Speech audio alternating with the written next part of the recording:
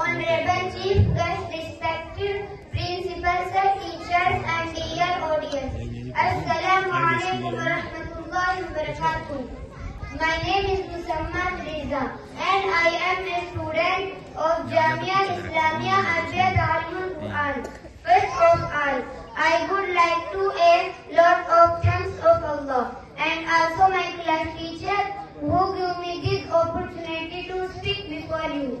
Today my topic is about the status of women in Islam. Islam gives women honor, respect and rights. The Quran and Hadith guide us to treat women with kindness and justice.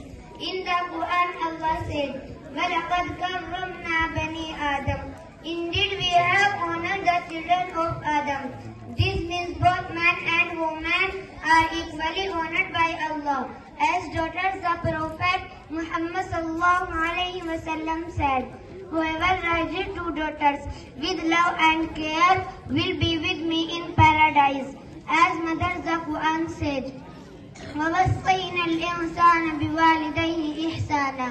And we have enjoined upon man for his parents. The parents also said, paradise lies under the feet of your mother.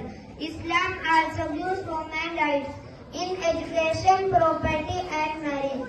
The Quran said, thank you.